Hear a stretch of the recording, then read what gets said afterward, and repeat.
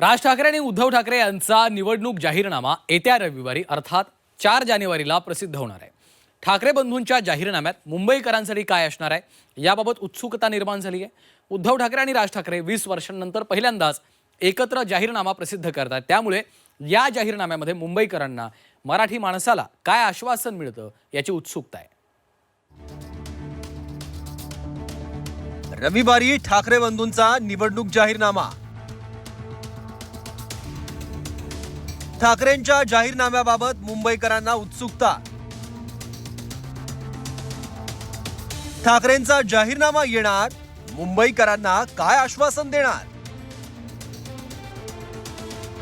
राज ठाकरे आणि उद्धव ठाकरेंनी मुंबईची निवडणूक अतिशय प्रतिष्ठेची केली आहे। यंदाची महापालिका निवडणूक सामान्य मुंबईकरांनी, मराठी मुंबईकरांनी हाती घ्यावी अशी ठाकरे बंधूंची इच्छा आहे। गेल्या 20 वर्षात पहिल्यांदाच उद्धव ठाकरे आणि राज ठाकरे दोघंही भाऊ एकत्र निवडणूक लढवत आहेत, त्यामुळे यावेळी ठाकरे बंधूंचा मुंबईकरांसाठी काय जाहीरनामा असेल याची उत्सुकता आहे।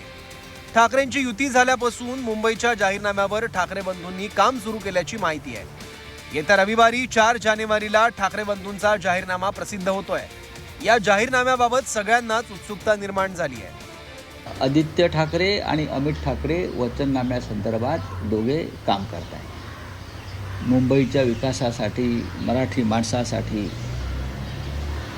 ज्या काही योजना आम्हाला आणायच्या आहेत आणि अंमलात आणायच्या आहेत त्याच्यावर स्वतः अमित ठाकरे आणि आदित्य ठाकरे हे काम करत आहेत। उद्धव ठाकरेंनी ज्या वेळेला महापालिका निवडणुका लढवल्या त्यावेळी त्यांनी वेगवेगळ्या टॅगलाईन घेऊन मुंबईच्या काळजाला हात घालण्याचा प्रयत्न केला।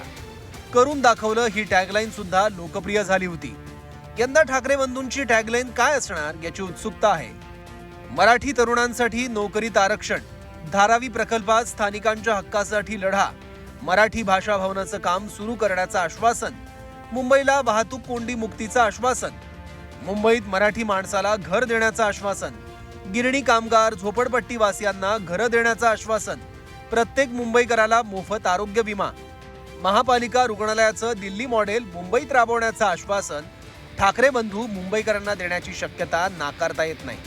ठाकरे बंधूंच्या वचननाम्यावर भाजपनं टीका केली आहे। ठाकरे बंधूंचा वचननामा म्हणजे नाटकनामा असेल अशी टीका भाजपनं केली आहे। यापूर्वी उद्धव ठाकरेंनी दिलेली कोणती वचनं पूर्ण झाली असा सवाल भाजपनं केला आहे।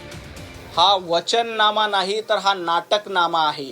गेल्या वेळेला देखील मुंबईकरांना यांनी वचनं दिली होती की मुंबई आम्ही स्वच्छ ठेवू, चांगली ठेवू, पण एकही वचन उद्धवजी ठाकरे, संजय राऊत तुम्ही केलं नाही। तुम्ही सातत्यानं ड्रामेबाजी केली, त्यामुळे तुमचा हा वचननामा नसून नाटकनामा आहे हे महाराष्ट्राला माहीत आहे। कारण तुमची पार्टी ड्रामेबाज आहे हे देखील महाराष्ट्राने ओळखलंय। त्यामुळे तुम्ही वचननामाच्या गप्पा करू नका।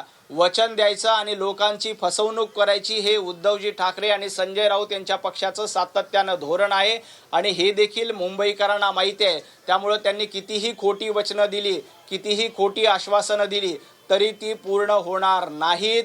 देवाभाऊ फक्त वचन देत नाहीत तर ते वचन पूर्ण करण्याचं काम करतात। मुंबई महापालिकेच्या घटलेल्या ठेवींचा मुद्दाही प्रचारात गाजण्याची शक्यता आहे। महायुती सरकारच्या शिदोरीत लाडकी बहीण योजनेसारखी मतं गोळा करणारी योजना आहे। तशा स्वरूपाच्या एखाद्या योजनेची घोषणा महापालिका पातळीवर ठाकरे बंधू करण्याची शक्यता नाकारता येत नाही। ठाकरे बंधू मुंबईकरांसाठी कोणता जाहीरनामा घेऊन येतात याची उत्सुकता निर्माण झाली आहे। ब्युरो रिपोर्ट, झी 24 तास, मुंबई।